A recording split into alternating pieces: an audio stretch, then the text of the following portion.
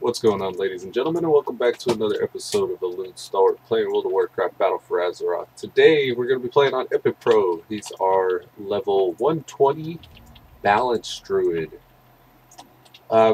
First going to start off with some Warfronts. I've been running Warfronts lately because I found out that that's a quick and easy way to get a lot of 340 item level gear. And what's cool about that is some of that stuff has a chance to Warforge, and if it does Warforge, you get stuff like this 360 item level leggings I got, or these 350 item level belt. I think I also got this 375 item level cloak, and that could happen with any of a number of things. I think I want to say it's gloves, belts, boots, bracers, and cloaks, weapons as well. I don't know if you could get Azerite armor from it though, and I don't know if you could get rings or trinkets from it because I haven't seen those. But I do know that I'm getting at least Warforged items in the slots that I already have those items, and plus it's pretty fun to run it. I actually really enjoy these Warfronts. After running it a few times, I began to realize it actually feels like a MOBA. So it's almost like I'm playing Heroes of the Storm, but World of Warcraft style, which I think is pretty awesome and very entertaining. And I think I could run this all day. So I think I might do this all day. But we'll see. I'm gonna run this until either my brain goes numb or my fingers fall off. We'll find out what happens first.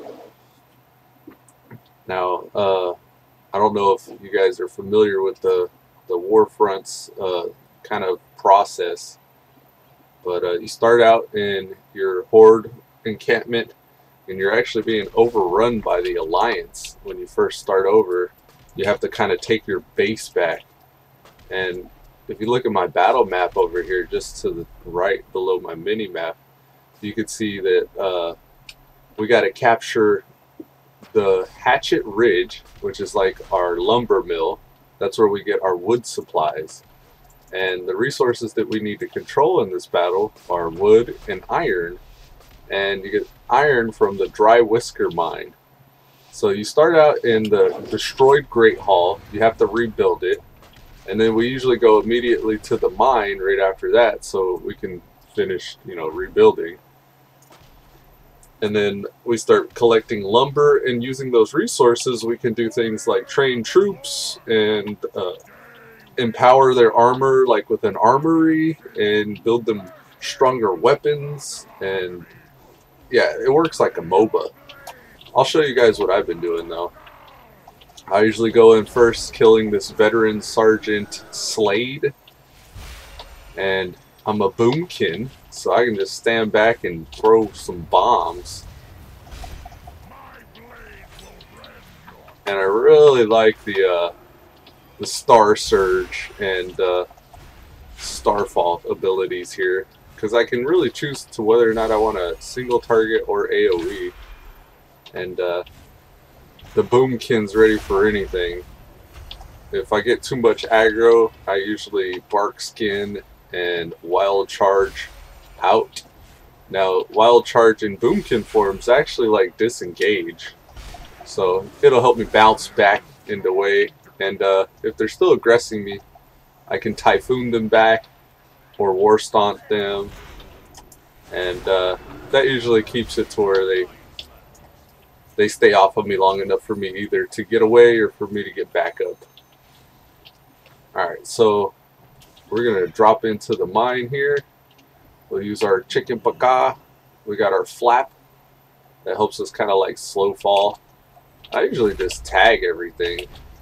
We're going to get slowed down by these frost bolts, but these are all potential mats whenever you're fighting these kobold or these dry whisker.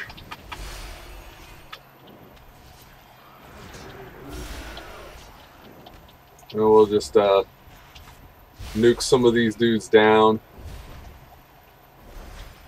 Now Epicpro's almost got his full gear set. He's up to 336 almost exclusively from this place. So he's begun to hit pretty hard actually. I think whenever you get to about item level 340, you can really see what your class is going to be doing for the foreseeable future as you gear up more. And I gotta say, Epicpro, balanced Druid, range DPS, not bad. I'm really enjoying it. Which is interesting because I'm not normally a melee I'm not normally a range DPSer. I'm normally up in the melee range, like in the fray.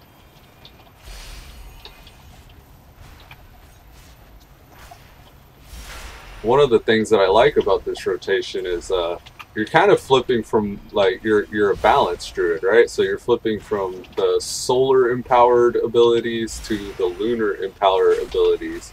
So I'm doing my lunar strike, which is really a cleave. It hits everything in 8 yards around the target that you're mainly focused.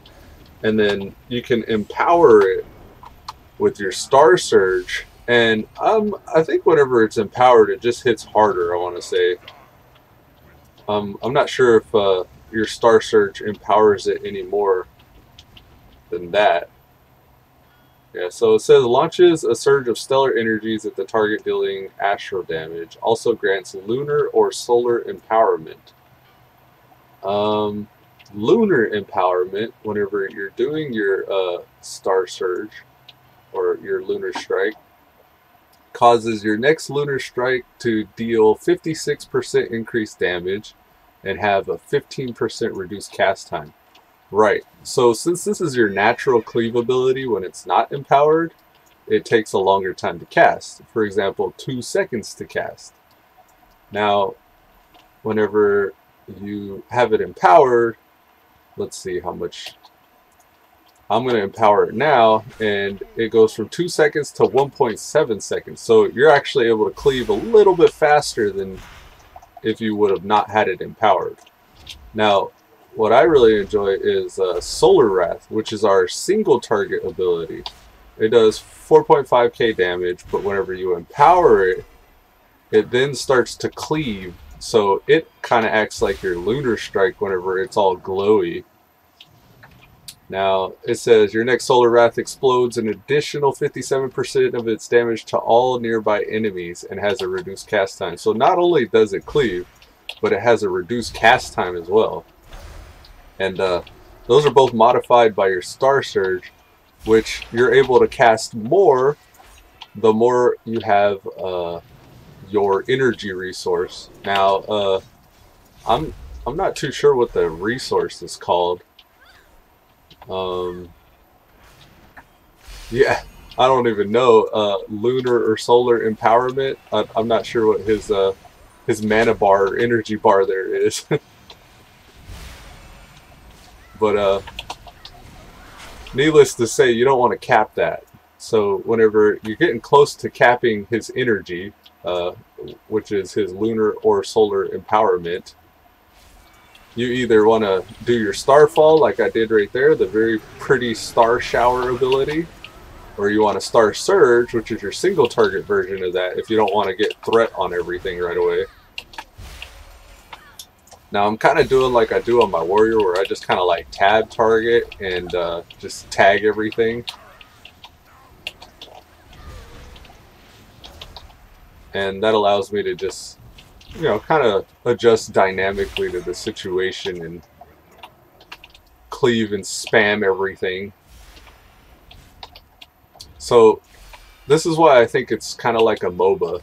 The more bases you attack, you start getting these NPCs that run around, and they're meant to help you out. And if you help them out, if you like reinforce their attack wherever they're going, then you can keep those NPCs alive, and you can collect quite a few of them if you're protecting them. Look, they'll all start resetting here in a second. Watch them. So if you run with these guys, then you can help them push in advance and take over bases like this one right here. We just took over this camp. This group's already getting a lot done. They took over the mine and the lumber mill, or Hatchet Ridge and the Dry Whisker mine, pretty quickly, and we took over the Northfold crossing. And now we're going to push right up in the middle and try to take out high perch. Now each of these bases have they have a bunch of mobs everywhere, but they also have like a boss. You could say a boss per base. And right now Gwendra Wildhammer is the boss. Now if he's the boss, the lieutenant would have to be the Griffin Master over here, because he's a Grayson Bell right here. He has almost as much hit points. He's got 324k hit points, so he's not as bad as Gwendra Wildhammer here. Now Gwendra Wildhammer, she has like 2.7 million hit points, and she'll often get supported by, just like I was telling you, those NPCs that help us. They have their version that helps them and reinforces them. If you look on the mini-map, there's an alliance attack wave there. It looks like an alliance symbol. These guys will randomly spawn and push the advance on different bases that you've captured. And if you don't keep an eye on them, they'll actually steal back the bases that you've just attacked. And you'll have to go recapture those objectives, so you can keep, your NPCs reinforcing you. Now, this group seems pretty competent. Yesterday, whenever I was running, it was a lot harder to capture bases and objectives than this. Now, we got high perch pretty quickly. Now we just got to clear out the trash. I always try to watch out for these high perch initiates and priestesses. Anything casting a heal, you usually want to focus down, because like I was showing you that Gryffindor Windrider guy or whatever, or a gal rather, that had 2.7 million hit points, right? Well, these healers can heal, I think it's like for a percentage or something, but they get like 1 or 2 of them heals off and they'll top off that person with 2.7 million hit points if you're not watching them. So it's important to focus the healers, as is any game mode. Like, you always want to focus the healers. Now here's what those attack waves look like. Right here we got a champion priestess. This is the person I'm talking about you got to worry about, because these priestesses, they'll come in and they'll start healing that the boss for whatever camp you're attacking, and almost reset your progress, and you'll have to like start over. And most of these bosses have some sort of a shitty ability that they'll cast that you got to worry about. And the longer they're alive, the more you got to worry about that ability, nuking you down. But these guys know what's up. We got our little attack squad here, our little A team that's been taking everything down, and we just handled that wave there. So that's generally what you like to see happening. Now, I'm not going to push further up the middle. I'm going to go actually towards, what is this? I forget the names of these. Newstead? I'm going to head over to Newstead.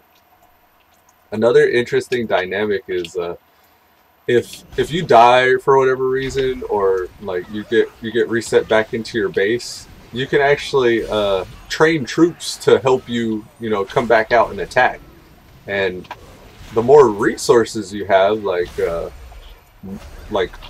mine has iron, and this kind of lumber mill, I'm calling it, but it's Hatchet Ridge. Hatchet Ridge will have lumber that you can get. And you can see lumber, like on my mini map here, there's a pile of wood. I could go collect that. That's just over to my left here, usually by the trees. And that allows me to train different types of troops and reinforce structures and upgrade buildings, which only help our attack. It helps push our advance. And if you go back to the base, you can get all these useful buffs and troops and reinforce all your buildings. And eventually you get to a point where you can start building siege vehicles, and the siege vehicles will help you knock down the gate of Stormguard Keep eventually. And it's important to note, like, if you're not defending these siege vehicles, they'll very quickly get taken out by those attack waves and stuff. So that's something to keep in mind. Also, if you're not super effective at just out in the world attacking stuff, it might be worth your while to just go upgrade troops or drive siege vehicles if you feel like you're not as effective, you know, on the ground. Now I just got some wood there. You have resources and they're being tracked by your objectives. Like right now it says I got 70 iron and 4 lumber. Or rather, it says I actually have 0 iron and 4 lumber, but in my cache or stores in the main base, I can collect 72 iron from the war chest. And like I said, that's for training troops and stuff. But another interesting thing is as you're running around, the Altar of Storms will choose a hero in the battle. Any one of the people that you're with, including people that are AFK, mind you. So you got to keep an eye out for people that join the battle that aren't actually participating, because they'll get empowered with it's almost like a superhero buff. But you get I forget what it's called. It's like unbridled power or something like that.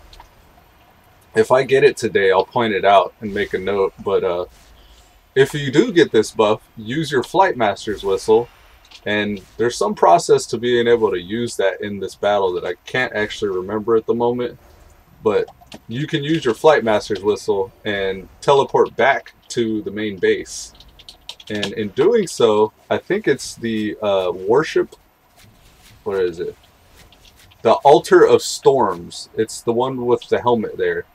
You get the Call of Storms, and you can actually purchase a pretty sick buff that'll empower like your cast speed and your damage done and your healing done, all by like 150%. And if you get that with the other little mini buff there that can stack up to 4 times, you pretty much become a one-man wrecking crew, and it's pretty fun. And what's even cool about that is you empower the people that you're around whenever you're like that as well. And you can very easily meet up with like a little squad of people and just start ripping a hole through the map's objectives. And it's pretty fun whenever that happens. So I'll show you. If I get the buff, I'll immediately teleport back, and you can't miss it. If you get chosen, quote unquote, your whole screen starts turning blue around the edges, and it's like, you have been chosen. You know, the go worship at the Altar of Storms or something like that. And yeah, that's when the fun begins. That's whenever you begin the very quick close of the battle. Now, you don't want to head too far up toward where they control an objective, and you do want to target their priests. Oh, okay. Didn't we capture this base? I think we captured this base and they took it back. Yeah, you don't want to see too many of these elites, and you definitely don't want to see any healers. I always try to focus the heals down if I can. And they have, like, you know, different classes. They got the sorceresses, which will polymorph stuff. The cavalry will charge over people, like you just saw him charge right there. And they all have their own little mechanic that you have to address. And if you're not watching these polymorphing things, they'll take out like your tanks or your heals, and everything will start focusing you. But yeah, they're dealt with easily enough, and we've redeemed ourselves a little. These are the demolishers that people are able to build. Now you can see he's at 97% health. This guy's still at 100. When we capture this area right in front of their gate where Kami Cogwhistle is, I think you have to kill Kami Cogwhistle. You're able to pick up these, it's like a bucket of spanners or a bucket of wrenches or something, which allows you to actually repair your siege vehicles. And then it's just a matter of like right-clicking on the siege vehicle with the hammer and you can repair it. That way you can keep on pushing the advance in, like these guys are doing. They're teaming up on this tower here, this siege tower. And those things have 8.1 million hit points, so you really do almost need these siege vehicles to take them down effectively. But you can still run up and just attack them with your melee attacks or your spells. It's just more effective to have the siege vehicles, because I think they do like a percentage base damage.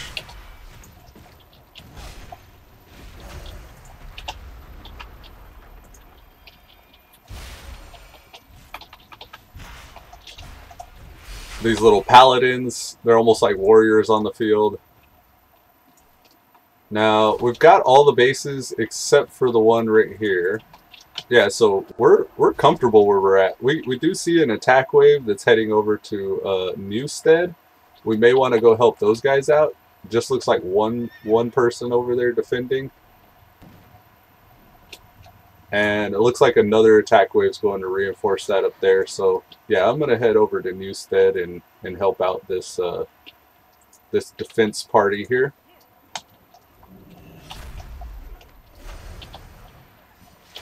Yeah, so it's really kind of like a MOBA. You just got to be mindful of the waves that are coming and what you're capable of defending. Not bad. He just got wiped off. Mojo is also a balanced druid, so what's up, Mojo? I see you there. He's got the lumberjack axe, allows the harvesting of timber throughout the battlefield. He's got bristling power. He's got 1 stack of bristling power.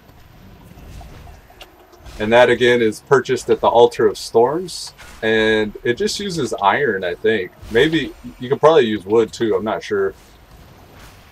But that's the mini buff. You could get 4 stacks of the mini buff. It gives you health, damage, and healing. Now, I always try to get the light forged champions or the priests first. Now, this is an entire team of paladins here. So they're just tankier. They're tanks with more hit points and more armor. And I always try to watch these blessed banners because they empower everybody in the area on the enemy team.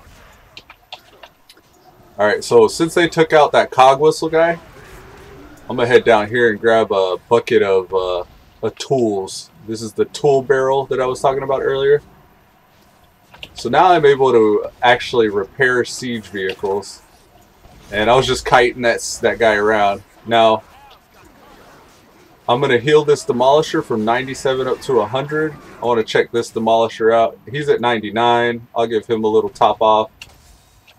He actually ranged me while I was trying to top him off, so no big. This guy's at 90%. He could use a little bit more repairs. That gave him about 5% whenever I did that. And then there's another 5%. He's topped off. Now, these siege vehicles won't always move out of the blasts from the fortress. So, yeah, if you got people keeping an eye on it, like myself and this guy here, Jags Shimash, then your siege vehicles won't be any problem at all. You can almost ignore them. But I always try to be mindful of them. I try to keep an eye on them myself because they're necessary to have up so you can beat the gate down. And the quicker you get the gate down, the quicker everybody gets out of this battle. And the quicker you get out of this battle, the quicker you get a chance at item level 340 plus gear. And the quicker you're able to get that gear, the quicker next battle will go.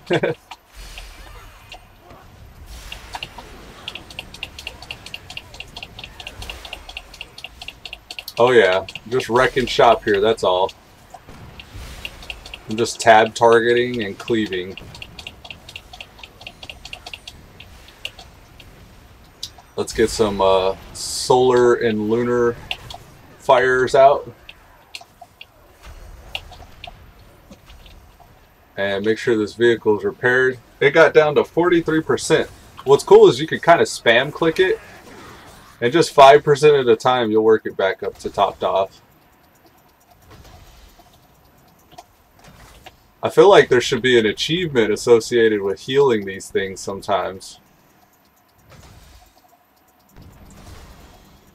Maybe it's like a certain set amount of hit points, like maybe you gotta heal 20 million hit points and then you get the achieve. If there is one, I don't even know. That one's almost topped off. That one's almost topped off.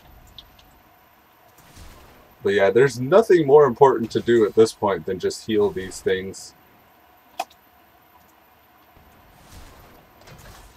And protect them, obviously, like all the waves of attackers that come. You just gotta keep your head on a swivel, watch for the incoming alliance attacking waves. Now the gates have fallen, we're gonna start pushing in advance.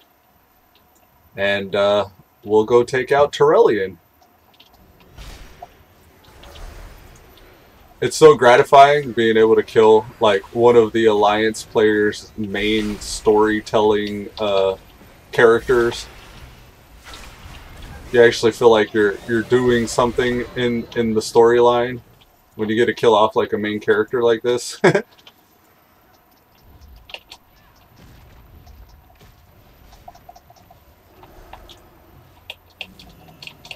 Now I'm just gonna tab and cleave. Everything's getting wiped out pretty quickly. Mojo is wrecking things. Here's Turellian. As soon as I can, I'm going to drop a Starfall. There we go. Starfall. The light will smite you. Well, we're getting smitten, I guess. Yeah, it's this is one of the faster battles I've ever been in. And there are other things like rares. There's a hostage rare over there. And I guess you get an achievement for killing one of all those. There we go. And we got some bracers, which we actually kind of needed some bracers.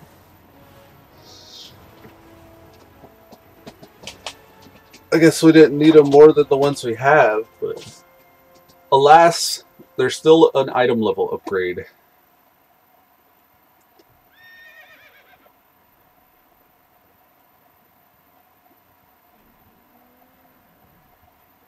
Okie dokie. Now, we're just going to hop right back into a battle here. Join battle.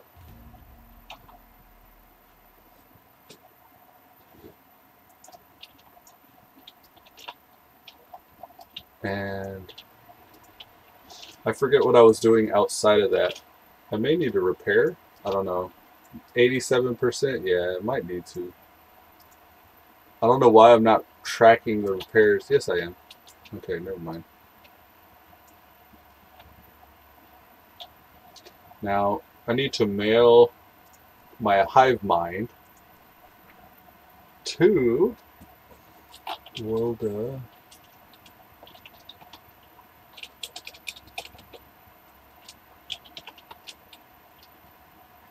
Now there's a hive mind mount out and the hive mind. Hey, Wilda. Thank you for your interest in running for the hive mind mount. So far, I am tracking 4 of us.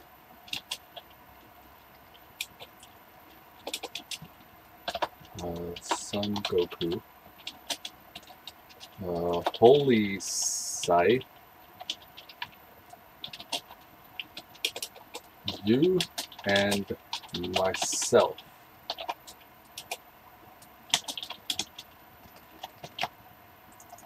Alright. Oh, I missed it. Dang it. Alright. Anyways, we'll, it takes no time for that. So far, I'm tracking 4 of us that are interested in obtaining the hive mind mount. As you are well aware,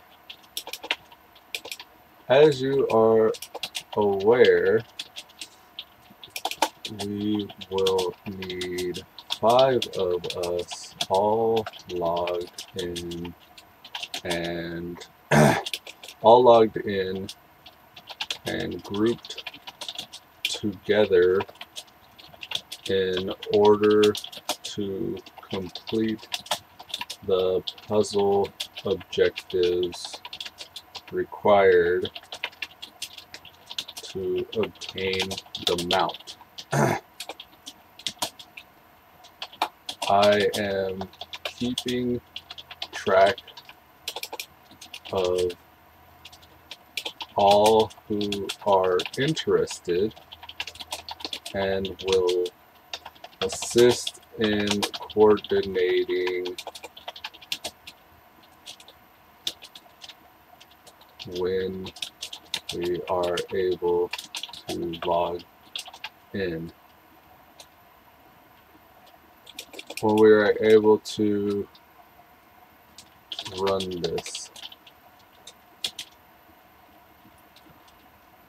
I will keep in touch.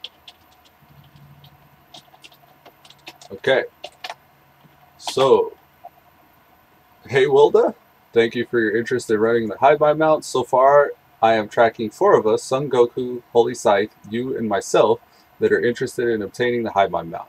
As you're aware, we'll need 5 of us all logged in and grouped together in order to complete the puzzle objectives required to obtain the mount. I'm keeping track of all who are interested and will assist in coordinating when we are able to run this. I will keep in touch. Okay. So, there is Wilda's. I gotta send one to Holy Scythe. Holy Scythe. And the Hive Mind. Alright. I don't know if you can send a mail to multiple players at once, so I'm just going to use that same one and copy paste it to each other person. So I've been trying to get a group together for the Hive Mind mount, and we need 5 of us and about 6 hours plus to solve puzzles.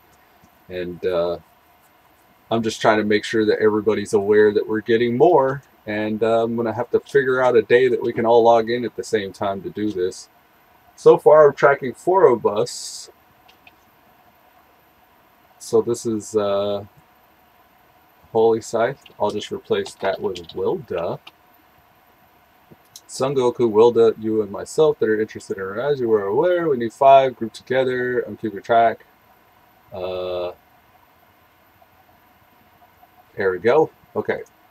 So that's essentially the same message sent to Holy Scythe now. And next we have to do Sun Goku. And the Hive Mind. Now we'll change Holy Scythe to, hey, Sun Goku. So far, 4 of us. We'll replace his name with Holy Scythe.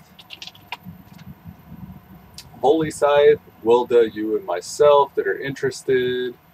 Blase, blase, keeping in touch. Send. Alright, so that was Wilda, Sun Goku, Holy Scythe, and I'm the 4th. Okay, sweet. Right on. So, I've been scheduling it at 10 a.m. just to see who can do it in the AM time frames. And from there, we'll actually figure out when we can all log in together to do it. I'll probably just make a party with them at some point and be like, hey, guys. Let's find out a day we can all run together. How's tomorrow? Tomorrow's not good for me. Okay, how about the next day? The next day's not actually good for me. Oh, okay, well how about 2 weeks from now? Actually, I could call my boss and take off that day in 2 weeks because that's plenty of time to get a day off at work. Okay, cool. Let's run on that day then. Actually, I can't call my boss and take off that day because I have an appointment. Dang it. Well, let's try a day after 2 weeks. And whatever ends up happening, that'll be the day we end up all logging in to do this.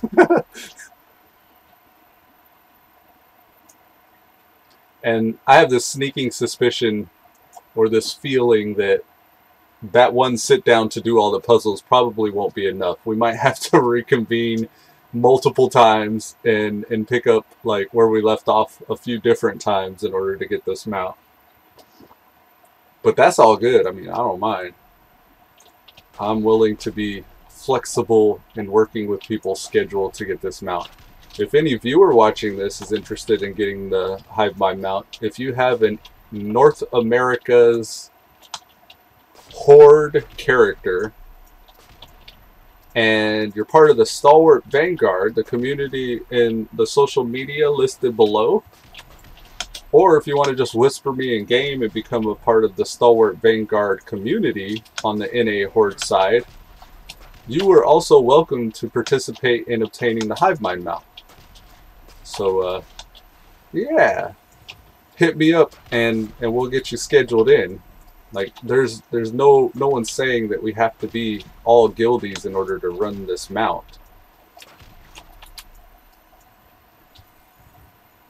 So yeah, we got some warlocks. It's pretty good to see some warlocks. Pallies, got a couple pallies, a couple warriors, one demon hunter, one death knight, one shaman. For the Horde. Got me all fired up. Oh, you want to do it again?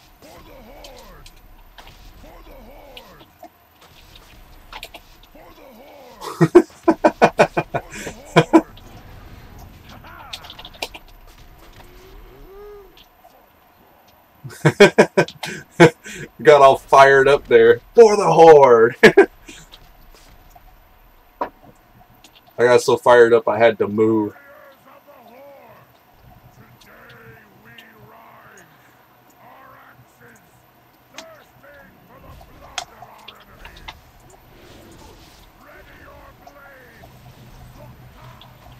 Loktar Ogar.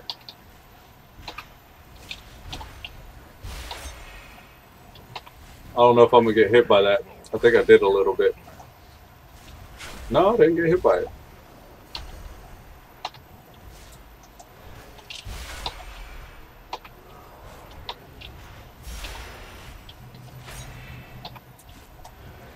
So this is pretty much the same process I explained earlier.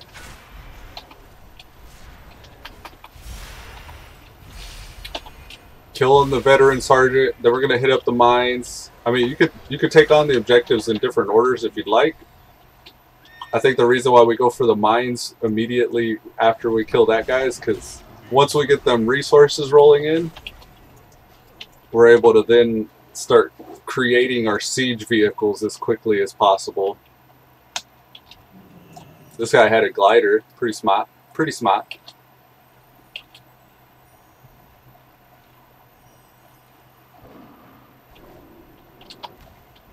Can't slow my movement speed. Oh, yeah, you can, apparently.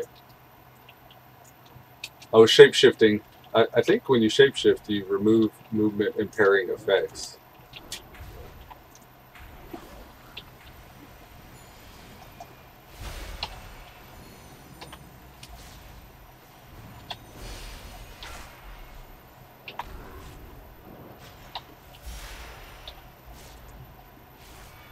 I've been toying with the idea of switching my spec to where I get the Star Surge, or Starfall rather, that casts in a wider area. It's like 20% more range.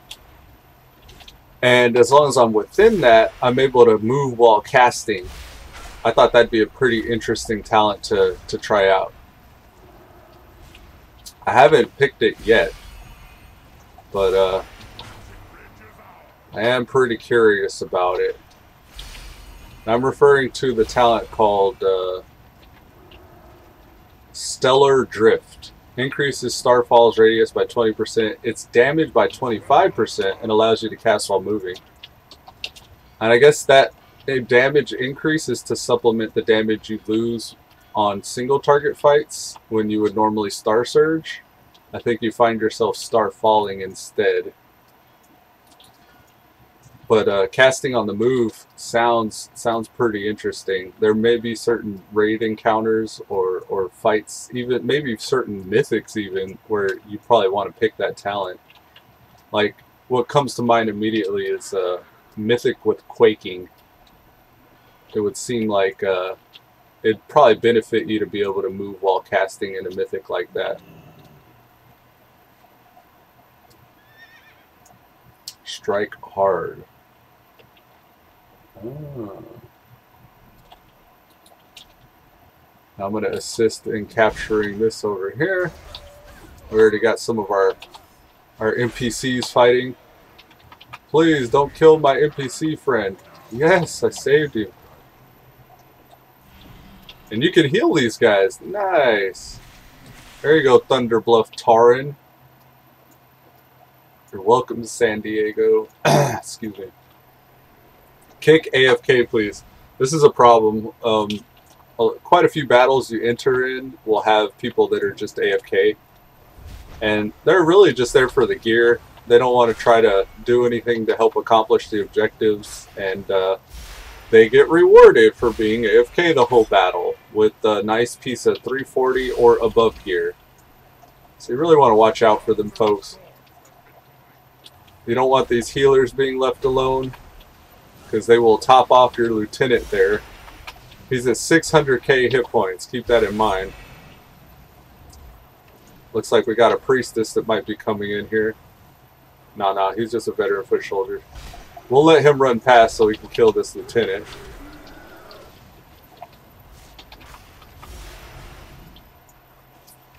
Alright, now we'll take out this group there.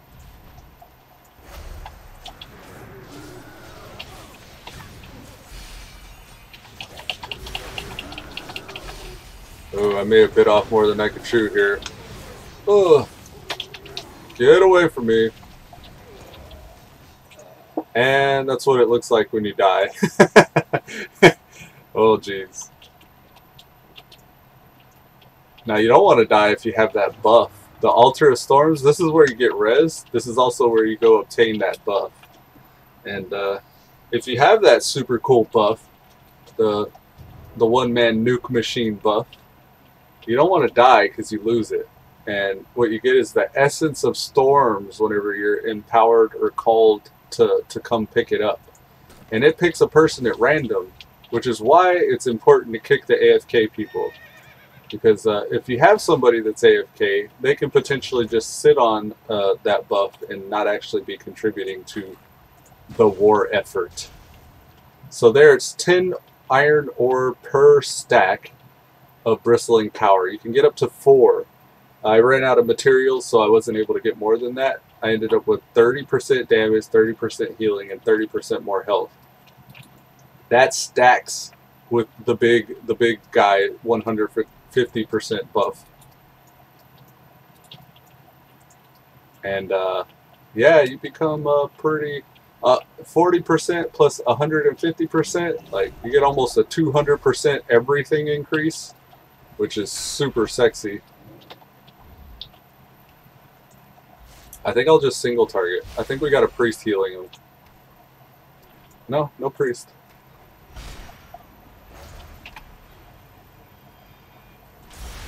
There it is. That's the buff I was talking about. So we're going to immediately head back to base. And we're going to go get it. Alright, we're already out of range. And it tells you in your chat, you can't see mine, but oh, actually you can see mine. It says, Epicpro whispers, I should return to the altar. This essence is worthy of investigation. So he like whispers to himself. And you get the Essence of Storms item. Extremely rare, found while killing enemies in the warfront. And I can offer that. And it makes me bigger. And see-through. And I get a 5-minute buff called Call of the Storms. And that's giving me 150% health, 150% damage, and healing. Now I want to see if I can get 10 more iron. 15. Alright, now I can get a 4th stack of bristling power. You can also use wood. So now I'm fully buffed up. I got damage done by 40%, healing by 40%, health by 40%. Also damage and healing by 150 and health by 150 and 50% more movement speed. Nearby friendly units deal more damage. So I'm going to run straight up to this place, back over here. And we're just going to beef up everybody in the area. Now there's a priest coming out. immediately the priest tries to heal, so you got to get that priest taken out pretty quickly. Now we're super buff right now, so we might draw attention to ourselves. You want to be mindful of that. Oh, I got a second one. I didn't know you could get 2 back to back. I wonder if I could spin that and have it stack. I might just have to wait for 4 minutes until I'm able to get it again. These lieutenants, if you go too far away while you're attacking them, they reset and they get all their hit points back. So you got to be careful. And it's really just a race trying to nuke him down before more healers come and reinforce. Now what's interesting is we're buffing our allies that are in the area. So he may go down even quicker. And you can just see the disparity between the damage done over here. I'm doing 50% of the damage that's going out right now. That's why it's important to kick these AFK guys, because you need somebody to have this buff. Every once in a while you get chosen, quote unquote. But it's just as well if somebody else gets chosen, really.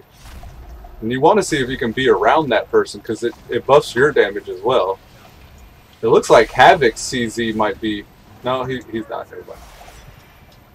I was going to say, maybe he's empowered. So now we're just cleaning up the trash.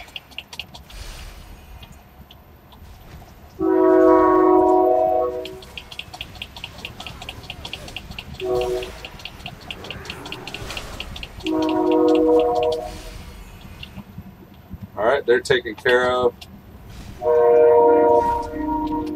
Now, we may want to... Let's head north. There's an attack going north. We'll hit this wave that's advancing on us up north a bit. And then we'll take over... I think it's called the Circle of Elements. Yeah, the Circle of Elements we'll do after that. So this camp we just caught, they've already sent a team out to try to take it back. And we're just gonna wipe out their advance before they even get very close. I'm gonna try just single targeting this guy. If you stay back in your base a bit, you can get some of the NPCs to help you capture them. And I think you even empower the NPCs. You see their hands glowing red?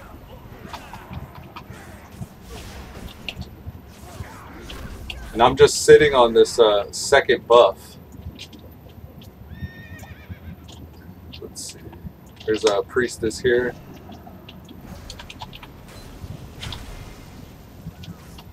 Now we're going to go to the Circle of Elements. There's one other person here, we can help them out.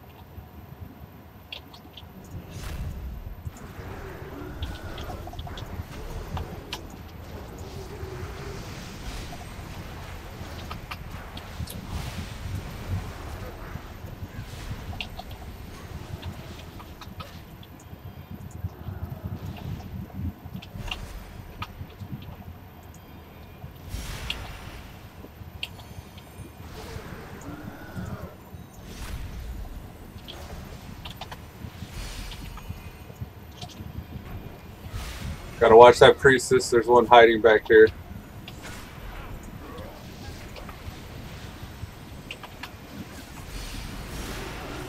Oh yeah, just destroying stuff. All right, so our buff ran out. We no longer have the big boy buff. The moment this person drops, I'm gonna go back and use the remaining bristling power, compounded with the Altar of Storms. Now I'm using my Flight Master whistles here.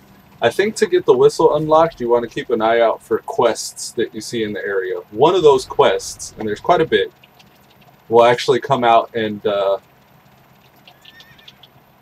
one of those quests will actually allow you to use your whistle whenever you come out. Alright, we'll talk to her, offer this. And you know what? I'll even just re-up on my bristling power buff. Nope, I can't. I gotta wait for it to run out. And it's gonna run out about the same time as my big buff. So We're going to go right back out to the Circle of Elements to reinforce them, and probably from there the Valor Call pass.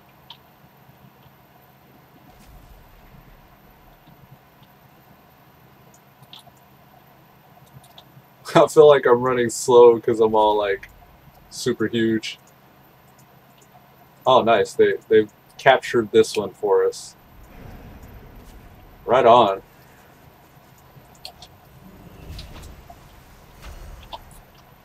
So that's the Circle of Elements taken care of. Moving right along. There's a hostage over here. Let's go see what this hostage is about. Usually if you take out these rares, it helps you in completing the objectives. Those rares end up being like a siege vehicle almost.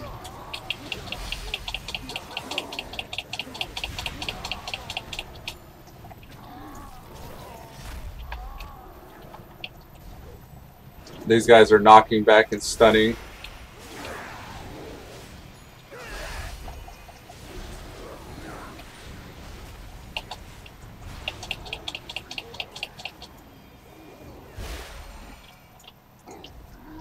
This guy, he's just like stomping and everybody falls down.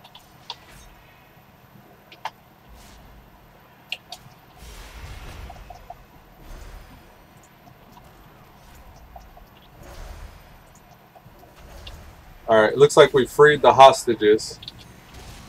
I think that just sends troops back to our base or something. Yeah, this guy that got next to me got a buff. You have been chosen. Now he can go back and get the big buff.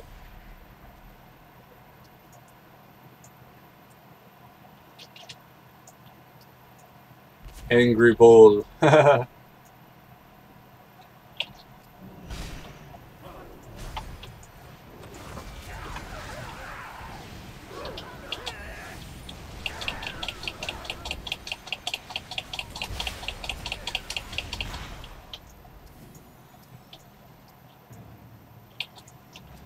We got the siege tower up. I'm going to try to help take it down.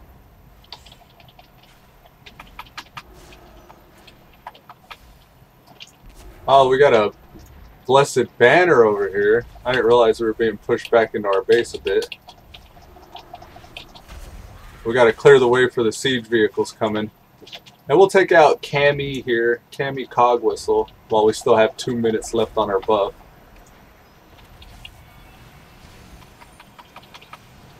I'm probably going to draw attention to myself by doing this, but you got to be kind of aware of. Very easy to do when you're buffed up.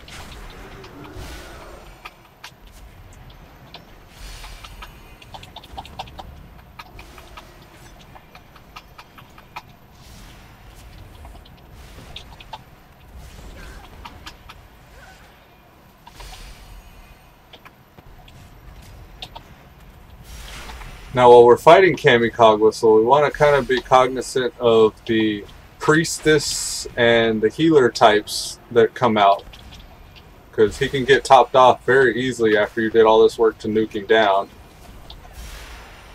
And yeah, he's good. Alright, we're good on that. Alright, now we'll help take down the siege towers while we still got a few seconds left of our buff.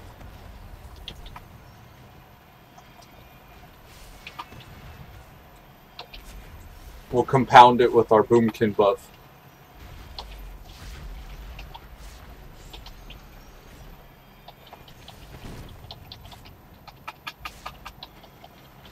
We got 40 seconds left.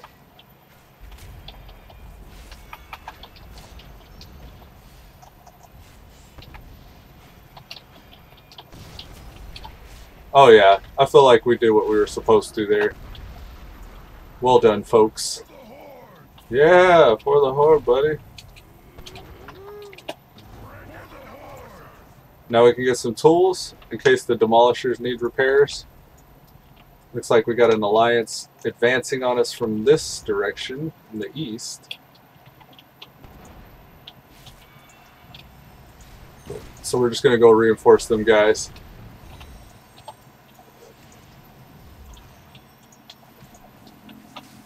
And I think that's all of our bristling power. Very fun fun buff, especially if you know what you're doing with the objectives. Like, you can really help speed the course of the battle up quite a bit, which just means more 340 gear per hour.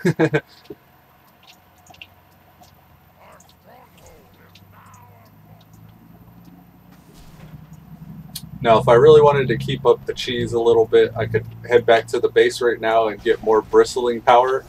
But there's also buffs like this guy was talking about a rhino in chat. Like, I don't even know what they mean by that. They said they're a Kodo that you can ride, and I guess they kind of work like maybe anti-infantry vehicles or something. And you probably get, like, you know, increased damaging abilities to troops on the ground, or maybe even siege vehicles. I think that's what their warframes are supposed to be. I'm sure the Alliance has their version. For us, it's Kodo. Like, we get on a Kodo mount and we walk around stomping on people, I guess. I have yet to really mess with that. The only thing I've really tried is that Ultra Storms buff you just saw, and I've tried training troops before as well, like a tank and a healer. Like, I think the first time I tried, I just grabbed 3 healers and thought, oh, they'll just keep me up. And then I ran out trying to do, like, the objectives. But then another thing I tried was a tank and a healer, thinking the tank would protect the healer. But they also have different DPS that you can grab as well. I want to say maybe ranged and melee, but I'm not sure. And all those are just different tools that you can use with your resources to try to speed up the process of the battle a little bit.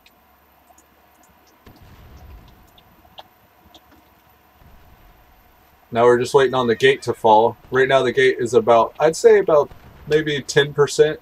It's got less than 1 million hit points now.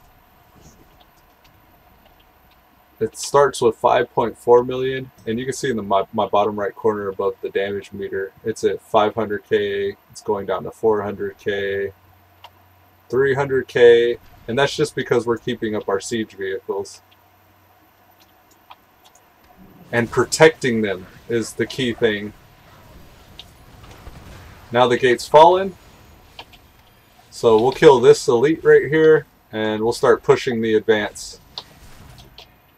Alright, let's go get up in there and kill Turellian. And that'll be a wrap for this battle. Get it? Wrap battle. Alright, here we go.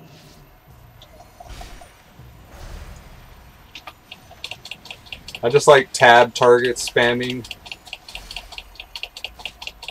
because I don't know what's going to stay up long enough for me to do a rotation. I know Turellian will if I want to just focus Turellian.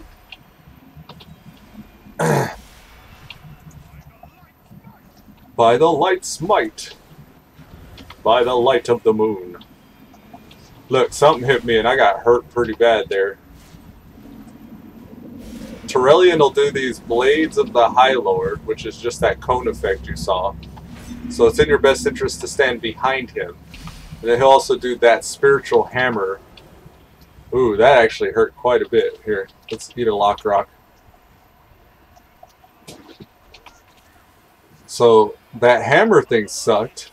He'll also do like a Justicar's Vengeance sword underneath people. Oh yeah, I should be playing early in the AM. Oh, we can get Azerite armor. So that's been my first Azerite armor piece. A helm, a much needed helm too. Ugh.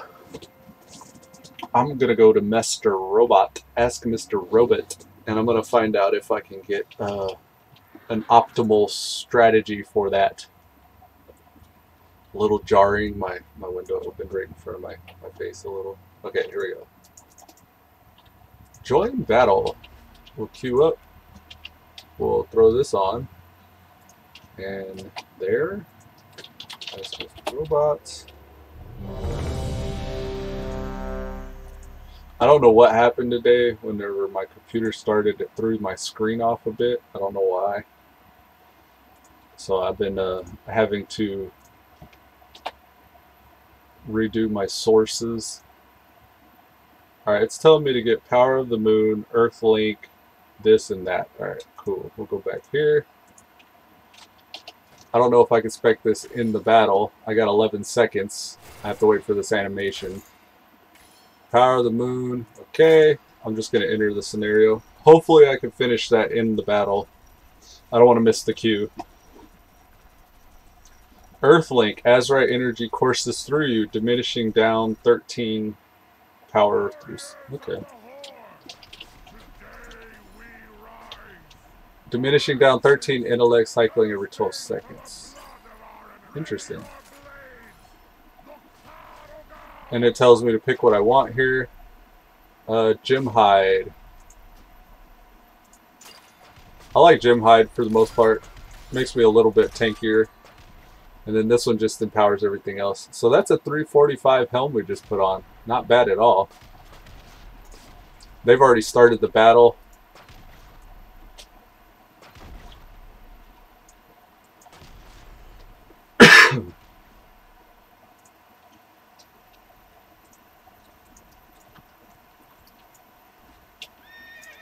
Okie doke.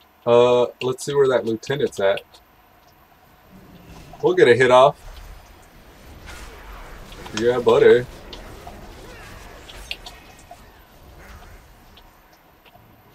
There is joy in victory.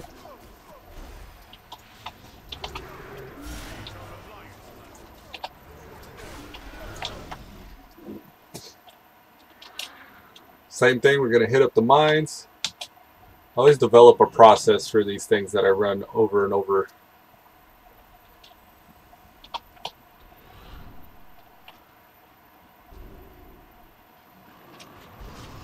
They're shooting me through the walls because hacks.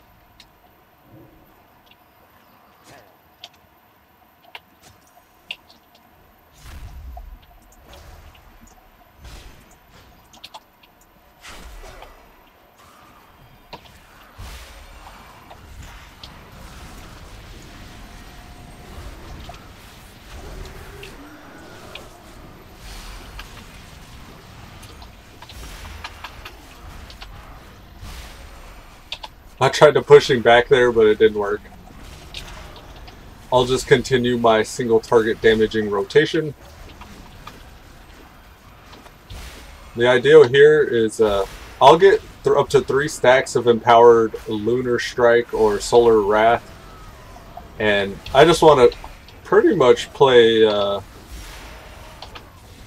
what's it called?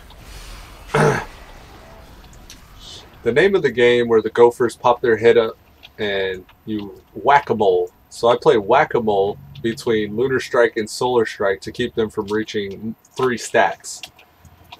And in doing so, I won't let them go over 3 stacks. That's the main priority, is if you get 3 stacks of either one, you have to fire that one off next. In the worst case scenario, you have 3 stacks of both. Because then you're potentially wasting a stack whenever you fire either one of those off, because it'll try to go up to 4 stacks, which it can't. So it's pretty much whack-a-mole, keeping them at or below 2 stacks. And there's the Hive Mind mount. I'm working on that right now. I'm trying to get a group together to run that. The cool thing about that Hive Mind mount is you can carry 4 party members on it. And the more party members you carry, the faster it moves. I thought that was pretty cool. What does he do?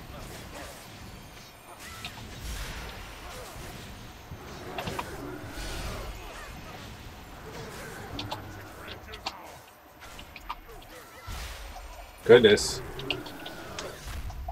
I think I want to die here. I'm playing like I want to die. Please put me out of my misery. Alright, here we go.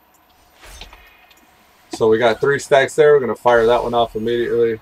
And even the next one, because I got immediately after that Star Surge.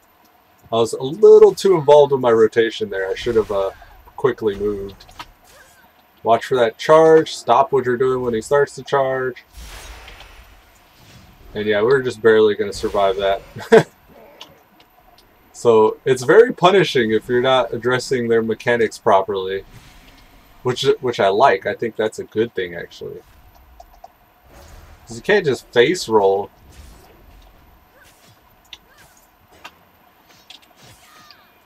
And here we are close to our base, so all of our axe throwers up there are kind of whacking things down for us.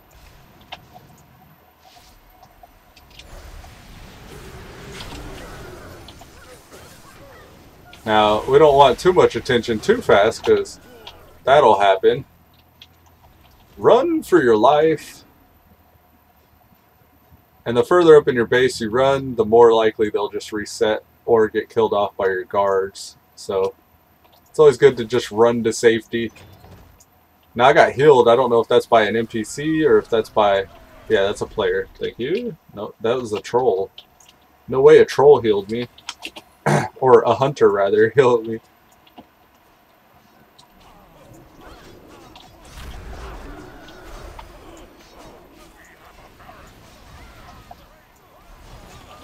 So, you can hear that guy say we just got our barracks up.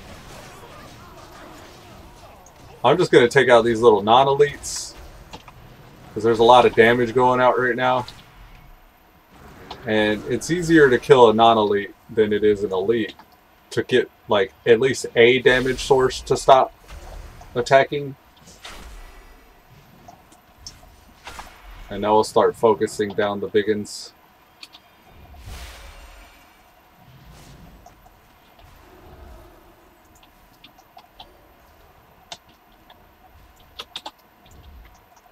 Now, we usually want to pull the lieutenant by himself, but for whatever reason, the party decided to pull everything. So this is one of the less competent groups I've been in.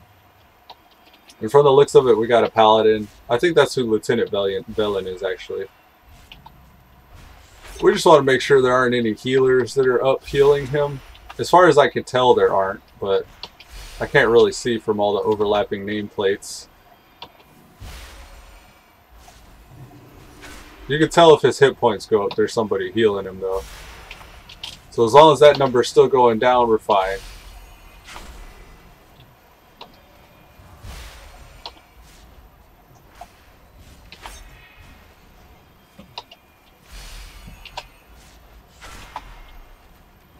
Oh yeah, we're good.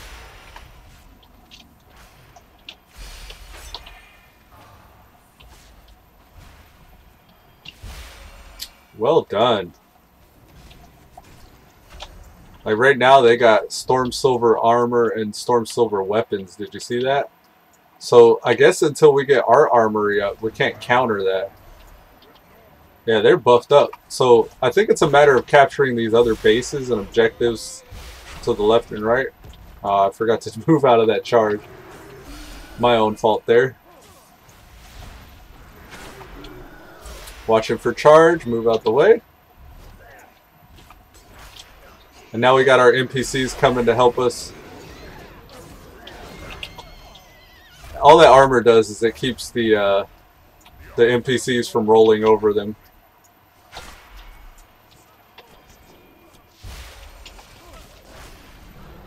I wonder which one gets their weapons. Kodo Rider comes from that. Elemental Spirit comes from that. Flight Master.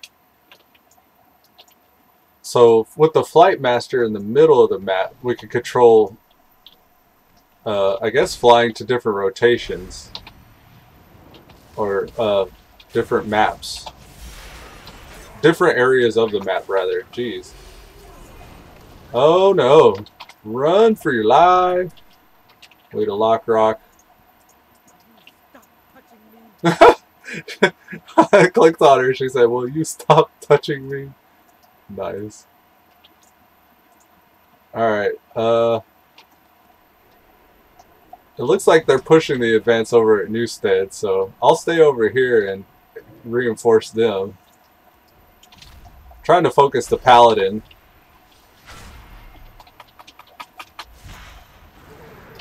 Now he's focusing me.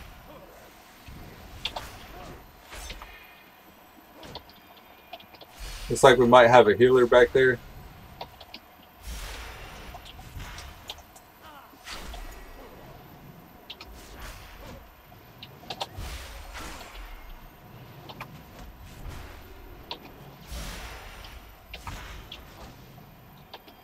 Now, it may be worth mentioning, you don't always get a stack of one when you cast the other, but it's very often the case that you get a stack of one when you cast the other between Lunar and Solar Wrath.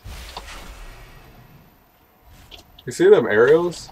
That was interesting. I wonder what that was about.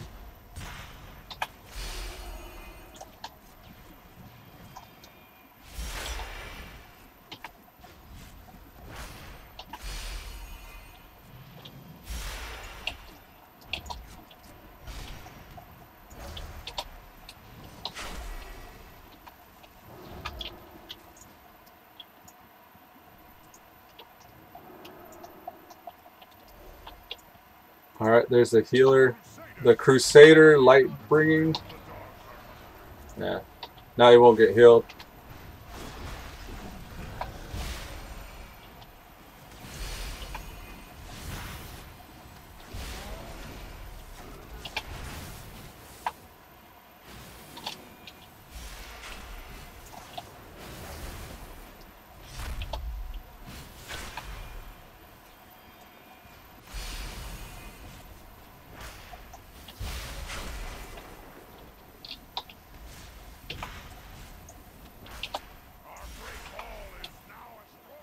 The Newstead militia has come. Get out of here, buddy. I don't see any healers in that group there.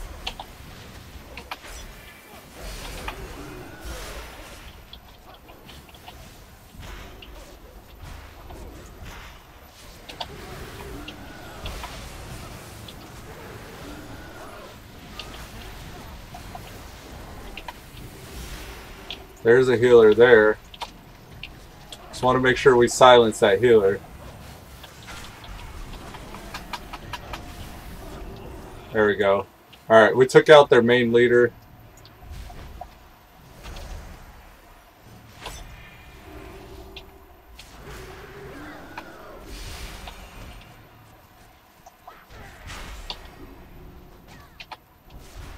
Just one at a time.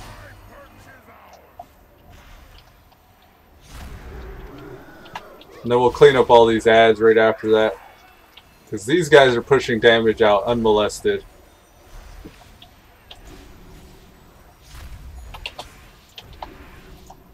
Now we'll start attacking all the elites. Lowest health first. There we go. Alright.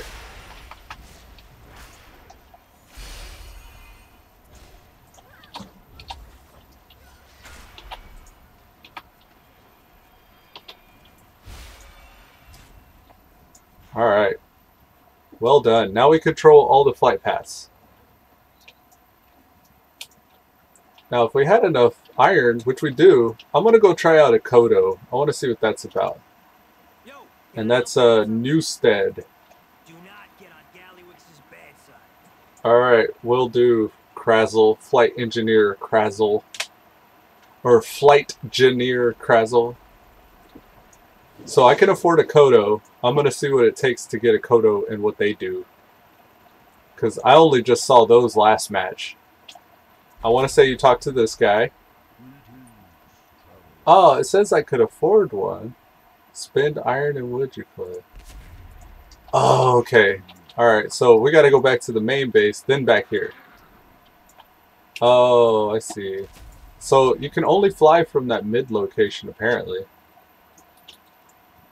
Alright, so I'm going to head back to the base, which is this way, and get my iron. This is probably not what you want to do. You probably don't want to be out on foot running around while the battle ensues. I try to stay in combat as much as possible, aggressing something at least. But I really am curious about these Kodo. I want to get one of those. Alright, we got our 78 iron. Now we're going to go hit up the Kodo. There is the workshop here. I guess that's for siege vehicles.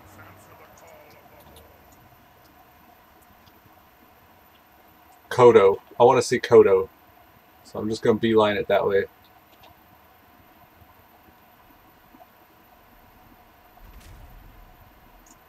So we're heading to this area here, the Newstead.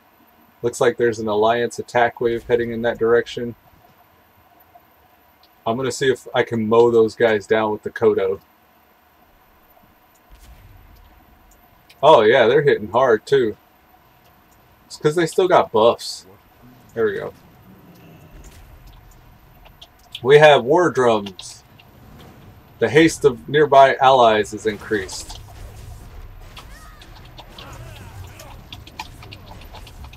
Oh, I guess you don't want to tank with a Kodo.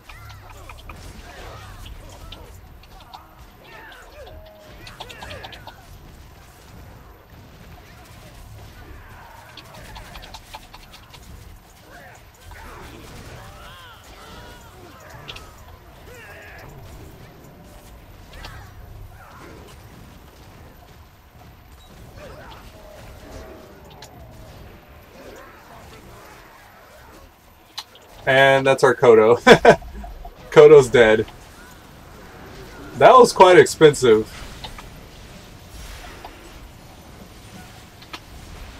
So I guess you don't want to be tanking elites with that Kodo.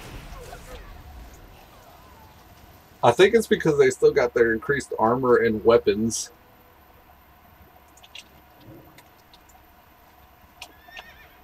Alright, so how much do we still have? 56 and 27. We can't afford another Kodo for a second.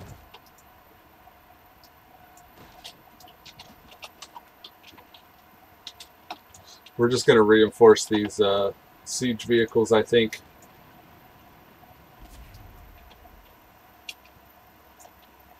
We did do quite a bit to knock down those elite over there at Newstead, at least.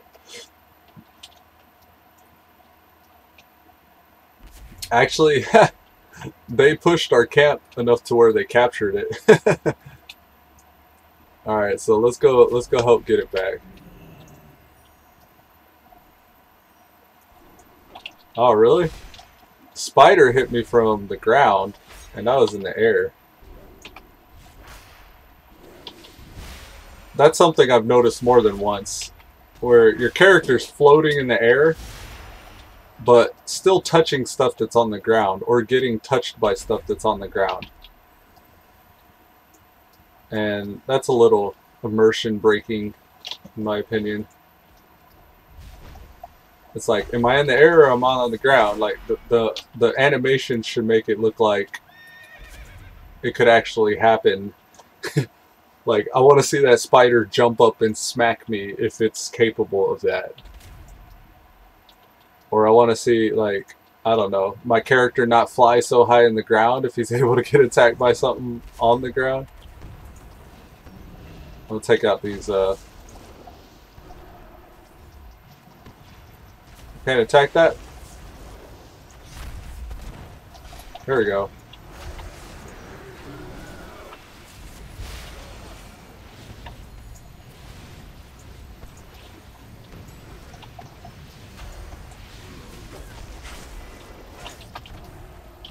Oh, they are after me. Goodness. They are after me. They're slowing me down, too. I can't even blow them back. Jeez. They did not like me there. Alright, Lightforged Champion. How about you pick on someone your own size?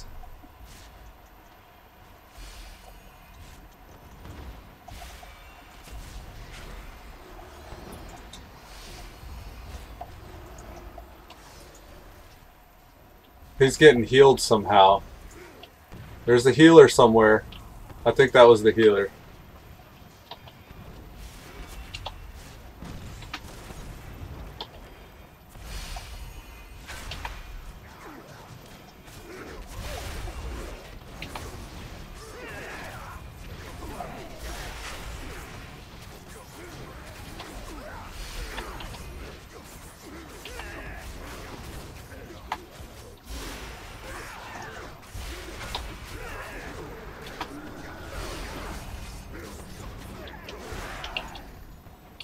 Got him. Nice. Taking out the non-elites.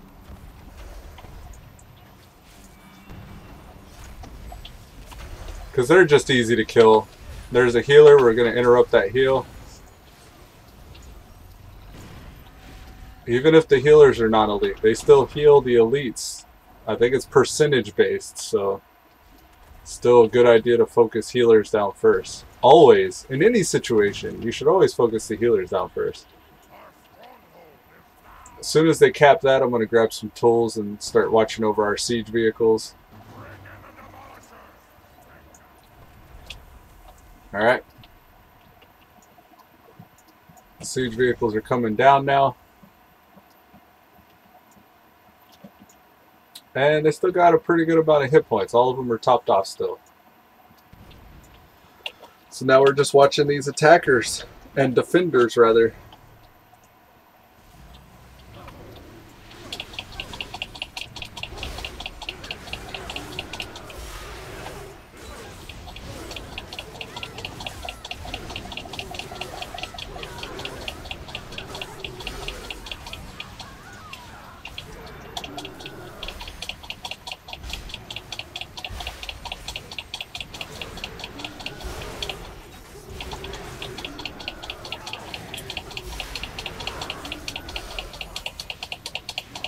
Just tab target spamming.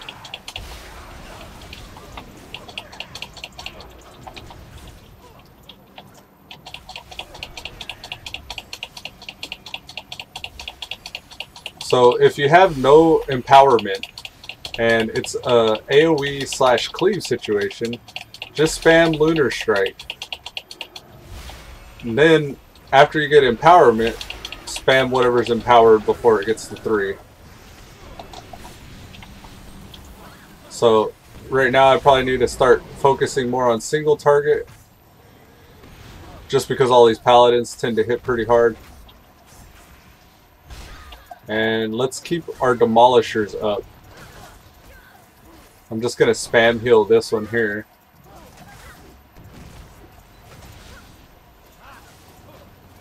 And we heal for 5% per hit. There's no reason why a little guy should be able to beat on him. This demolisher's going down.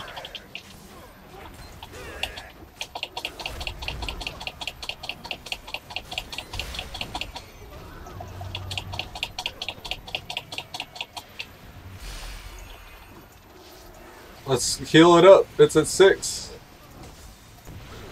Nice. Other people are starting to help now too. Oh, watch out for the blast.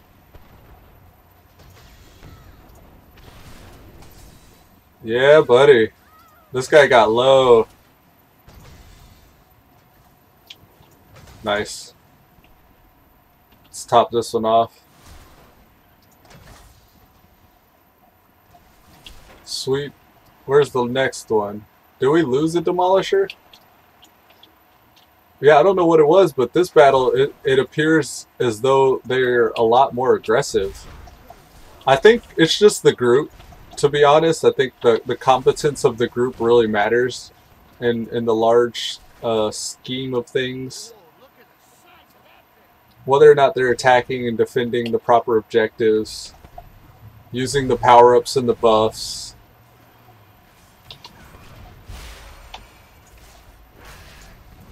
And then also, like, targeting the correct mobs. Like, making sure the healers die first.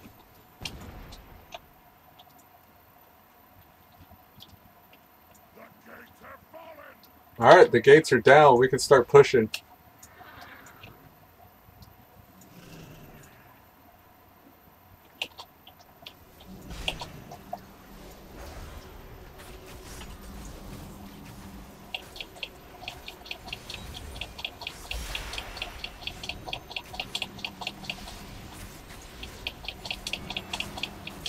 Another key that I've figured out with this rotation with the Balanced Druid is when you start getting enough power, lunar / solar empowerment, I actually don't know what their energy source is called, but when you get enough, like let's say 70 or 80 or so, or even just 50 like right now, you have a choice between doing your Starfall or your Star Surge.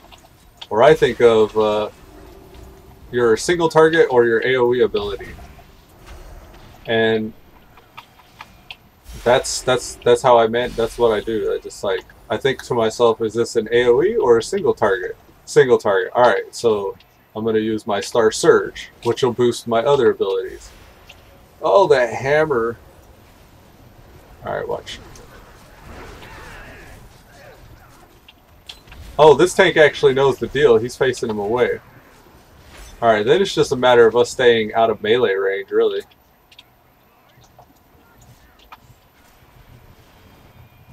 Yeah, because those hammers hurt. I'm out of range right now. There we go. That whole time I was just trying to figure out where the range was. Alright, we got him. And there's our chest. Nice. I've been really fortunate the past few runs because each run that I've done has given me an item that I haven't got yet. And I think that's just, I don't know if that's just luck or if that's just maybe how it's supposed to work. But I'm starting to replace my Azurite here, which is really nice. Because I'm getting off those 310s and 330s and putting on 340s. Alright, I'm going to go back to the other cam. I do want to fix this. Remove that, yes. And window capture, while one, and existing. Alright, here we go.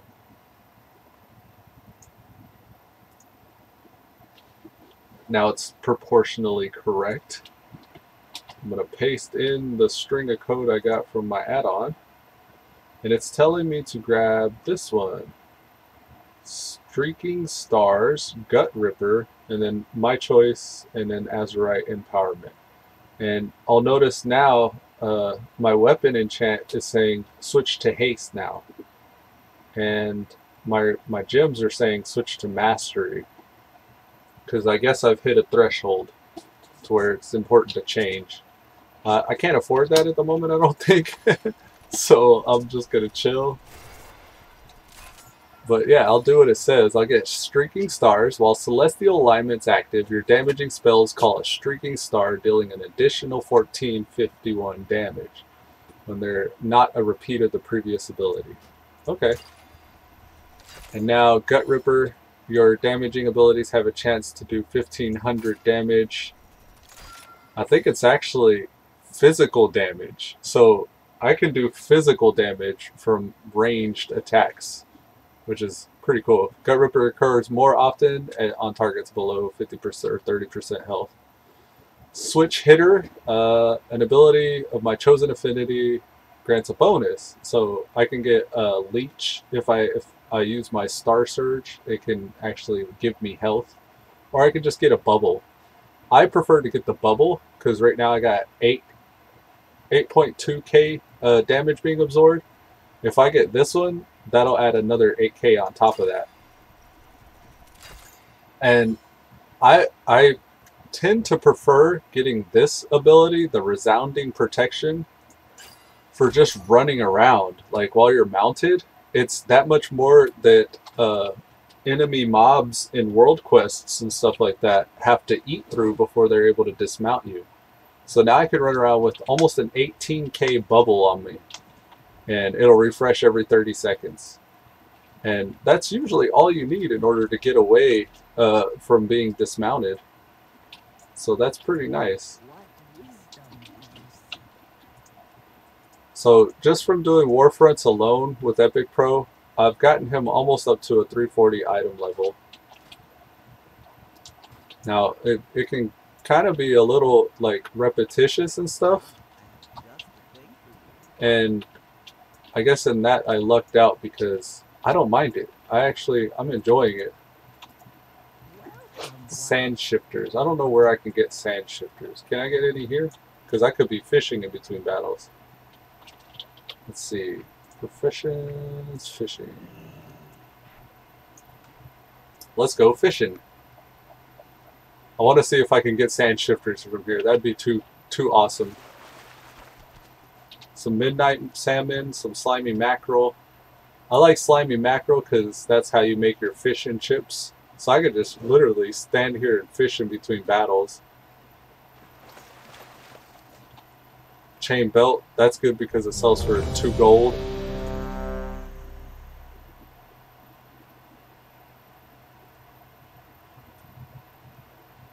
Let me get another catch before we start. Come on. Yeah. Maybe I'll get another one.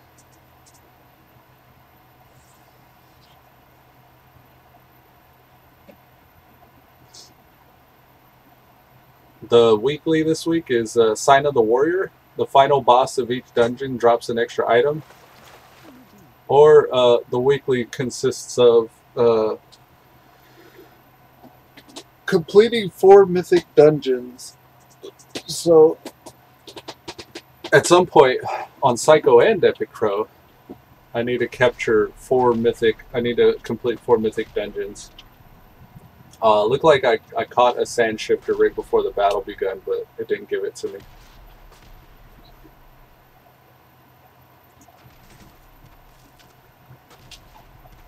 Now, another thing to keep in mind when you're running these, and part of the reason why you see me running these today with Epicpro is I need to verify this, but I believe I can take all of these items that I'm replacing. Everything that says honor bound I've gotten from this place here, including this held in offhand, a lower item level staff, and this one-handed mace. So you're getting the honor bound mogs from running this, but you're also getting items to scrap, and that's my hope. My hope is I can scrap these items and actually get a pretty decent reward.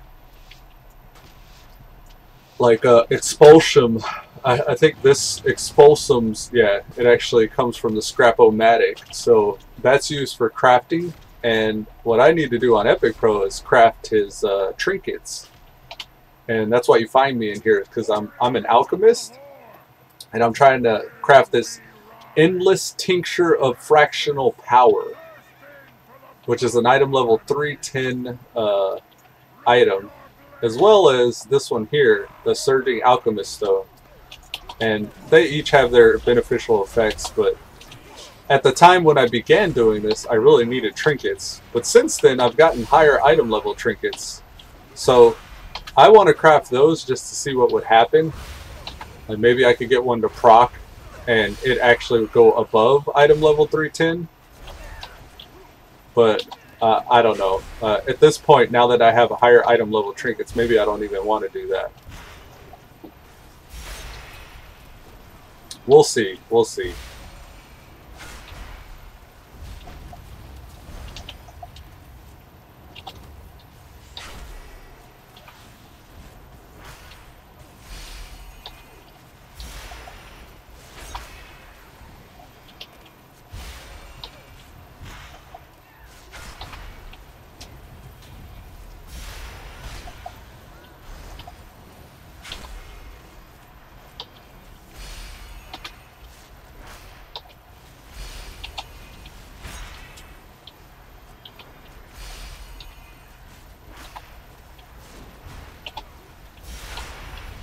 Oh, I gotta sneeze. I don't know if I'm a mute in time.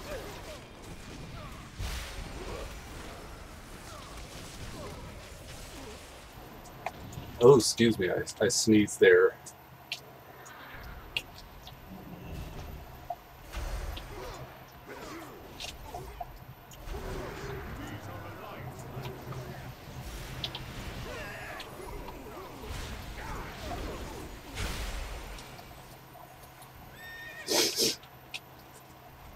Yeah, it's more fun the more I play, Boomkin.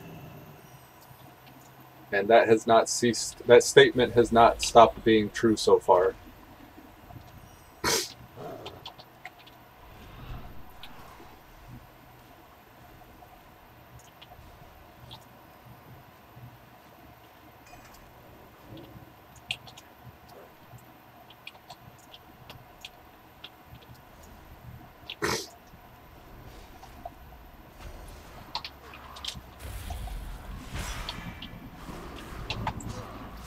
But yeah, you've pretty much seen so far what I'm going to be doing today. I'm probably just going to keep this up for many hours. I don't want to just like go into mindless mouth breathe.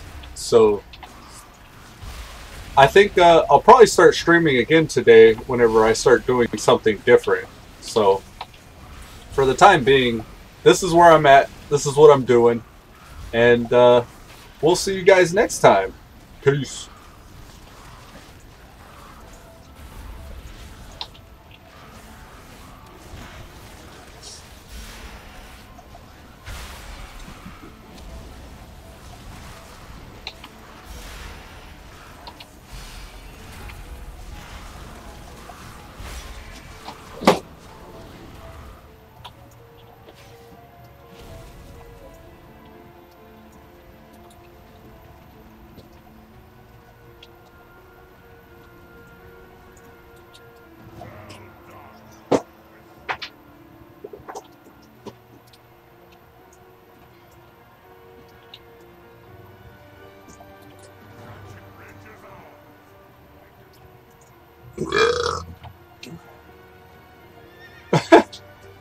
I didn't realize I was unmuted. I'm sorry about that belch. Later, guys.